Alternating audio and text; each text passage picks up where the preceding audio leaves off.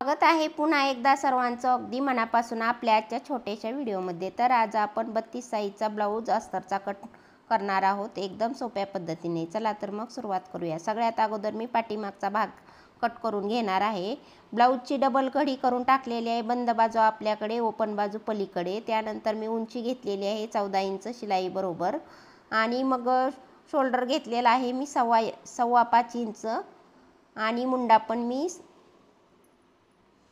पण मी सव्वा 5 इंच घेणार आहे, कारण ब्लाऊज छोटा आहे 32 साईजचा, त्यामुळे माप पण छोटंसं टाकावं लागतं। त्यानंतर छाती घेणार आहे, 32 आहे तर त्याचा चौथा भाग मी 8 घेणार आहे, आणि शिलाईसाठी मी सव्वा इंच सोडणार आहे। तर सव्वा इंच सोडला तर मुंड्याच्या बाहेरच्या बाजूला मी पाऊण इंच घेऊन गोल आकार देऊन घेते, आणि त्यानंतर मग मी गळा 8.5 इंच ठेवणार आहे, आणि खालच्या बाजूला मी 2.25 ठेवणार आहे, कारण हलकासा मी लोटा गळा बनवणार आहे। तर अगोदर मी चौकोन बनवून घेते, आणि नंतर मग मी आकार देणार आहे। त्यानंतर कंबर आहे 28 इंच, तर 28चा चौथा भाग 7 घ्यायचा, 1 इंच डॉटसाठी टक्ससाठी सोडायचं, आणि सव्वा इंचसाठी मार्जिनसाठी सोडायचं। आता मी हलकासा लोटा म्हणजे तांब्याचा आकार देऊन घेणार आहे, जास्त मोठा नाही देणार। तर आता आकार देऊन घेतलेला आहे। तर आता मी फिटिंगची आणि कटिंगची लाईन ड्रॉ करून घेते, दोन्ही लाईन ड्रॉ करून घेते। तर आता लाईन ड्रॉ करून झालेले आहेत, तर आता मी कटिंग करून घेणार आहे मागचा भाग।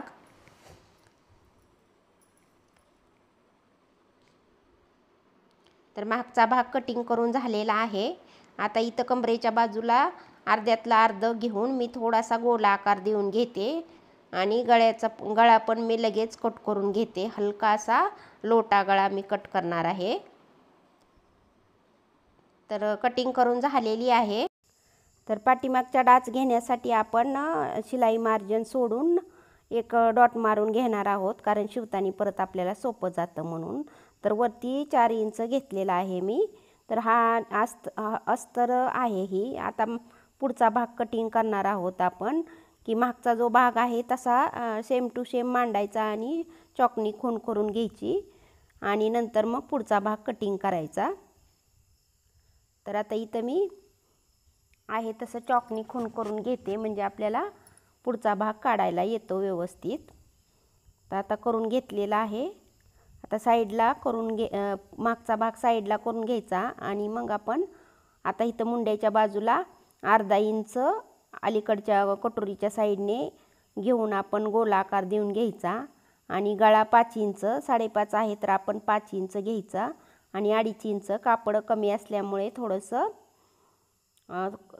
थोडंसं प्रॉब्लेम येतो। तर आता इथं गोल गळा घेणार आहे पुढचा मी 5.5 इंच, आणि इकडं मी क्रॉसपट्टीसाठी 3.5 इंच, इकडं बटनाच्या साईडला 3.5 इंच, आणि इकडं कमरेच्या साईडला 3 इंच क्रॉसपट्टी घेणार आहे, आणि आकार देऊन घेते मी। आता आपण कटोरी काढून घेणार आहोत। तर कटोरी आपण ही कटोरी काढून घ्यायची, आणि याच्या ठिकाणी आपण दुसरी कटोरी लावून घ्यायची। तर कटोरी 5.5 इंच घेतलेला आहे पुढच्या बाजूनी क्रॉसपट्टीच्या साईडनी। नंतर मग इथं मुंड्याच्या साईडला 2.5 इंच घ्यायचं, आणि गळ्याच्या साईडला अर्धा इंच वरती घ्यायचं, आणि सरळ आकार देऊन घ्यायचा, गोल आकार देऊन घ्यायचा। आणि मग मी मागच्या एका व्हिडिओमध्ये पण दाखवले कटोरी कशी वाढवायची ती। तर इकडून 1.5 इंच घेऊन खाली 1.5 इंच घेऊन कटोरी वाढवून टाकायची।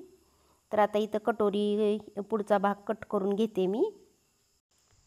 तर आपण डायरेक्ट कपड्यावरती कट करून घेतोय, त्यामुळे थोडासा कापडाला प्रॉब्लेम येतोय। तर तुम्हाला जर नवीन असाल तर तुम्ही आधी पेपरवर कटिंग करा, आणि मग पेपर कपड्यावर ठेवून कटिंग करा, म्हणजे कसं कापड पण हे होत नाही, थोडासा टाईम लागतो, पण पटकिनी पण होतं, आणि कापड बचत होती। तर आता मी बाही कट करून घेणार आहे। तर बाहीची उंची जेवढी आहे तेवढी तुम्ही घेऊ शकता। अस्तरसाठी काय वाढवायचं नाही, फक्त 1 इंच शिलाई मार्जिनसाठी वाढवायचं। तर आता इथं 8 इंचाची डबल घडी केलेली आहे 2 बाह्यासाठी आणि बंद बाजू आपल्याकडे घ्यायची, ओपन बाजू पलीकडे घ्यायची. तर शिलाईच्या साईडने 3 इंच खाली घ्यायचं आणि मग आपण सरळ लाईन ड्रॉ करून घ्यायची आणि मग आपल्याला जेवढं पाहिजे ना, जेवढं आपलं हे ब्लाऊजचं मापून घ्यायचं, ब्लाऊजचं किती लागतं आहे ती त्या हिशोबाने मग इथं बाहेरला सोडायचं. तर आता 7.5 लागतं आहे तर मी 7.5 सोडते आणि पुढचं मग आपण शिलाई मार्जिनसाठी जेवढं पाहिजे तेवढं घ्यायचं आणि मग कट करून टाकायचं. तर आता दोन्हीचा मध्य काढून घ्यायचा, वरती अर्धा इंच खाली अर्धा इंच देऊन नरमच्छ कट करून घ्यायचा, देऊन घ्यायचा. तर वरचा आहे तो नर कट आहे आणि खालचा जो आहे तो मच्छ कट आहे. तर आता इथं मी नरमच्छ कट देते आणि लगेच कटिंग करून घेते आता बाही पण. तर आता इथं दंड घर घ्यायचा आपल्याला जेवढा आहे तेवढा, लगेच चॉकनी खूण करून ठेवायची आणि शिलाई मार्जिन जेवढं वरती घेतलं आहे तेवढंच घ्यायचं आणि लाईन ड्रॉ करून घ्यायची आणि कटिंग करून घ्यायची. तर एकदा ब्लाऊज शिवीत राहिलं की ऑटोमॅटिक लक्षात येतं पटकीनी, एवढं म्हणजे एवढं झंझट वाटत नाही. सुरुवातीला झंझट वाटतं थोडंसं अस्तरच्या ब्लाऊजचं. तर आता इथं मागचा जो आहे तो नर कट आहे आणि ही पुढचा आहे तो मच्छ कट आहे. तर शिवताना थोडंसं काळजीपूर्वक शिवलं, कटिंग करताना इकडं तिकडं झालं तरी काही नाही, शिवताना व्यवस्थित. तर आता ही ब्रेस पट्टी पण मी घेते, कटोरी मी कट करून घेतली, दाखवायची तुम्हाला विसरले. तर जेवढी आहे तेवढी आपण मग घेतली होती ना तेवढी कट करून घेते मी, कारण आतून पण आपल्याला लावावी लागती, डबल कटोरी असती. ही पुढच्या भागाला मागा केली होती आणि ही 2 आतून एक बाहेरून एक अशा 4 क्रॉस पट्ट्या लागतात. तर आता कटिंग करून झालेली. आता आपण मेन फॅब्रिककडे जायचं, मेन जे अस्तरचं कापड आहे साडीतलं त्याच्याकडे जायचं. हे जसं आहे तसं ठेवायचं. तर आता ही सगळं ठेवून घेतलेलं आहे मेन फॅब्रिकवरती. तर आता मी पूर्ण कटिंग करून घेते. हा मागचा भाग आहे आणि त्यानंतर मग जेवढं जे तुम्हाला सोपं वाटतंय ते कटिंग करून घेत जावा. ही आहे पुढचा भाग. आणि जर तुम्हाला शिवायचा बघायचा असेल तर तुम्ही ज्यांना पाहायचं असेल त्यांनी कमेंट करून नक्की सांगा, मी शिवलेला पण दाखवीन. तर आता हा पुढचा भाग कटिंग करून घेते मी. अस्तरचं थोडंसं कापड कमी होतं, पन्ना कमी असल्यामुळे, पण ब्लाऊजचं कापड भरपूर होतं. थोडीशी पाठीमागे मी डिझाईन पण करणार आहे. हा कटोरीचा भाग आहे, कटोरी आहे. आणि त्यानंतर मग मी कटोरी कापल्यानंतर मग मी असा बघा इथं कसा वाढवलेला आहे ती. आता मी बाही कटिंग करून घेते.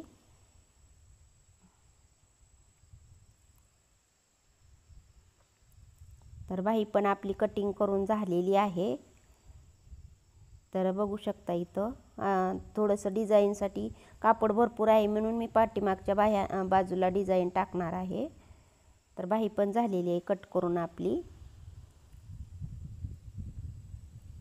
तर व्हिडिओ कसा वाटला नक्की सांगा, आवडला तर लाईक करा. भेटू पुन्हा एकदा अशाच नवीन व्हिडिओमध्ये, तोपर्यंत धन्यवाद.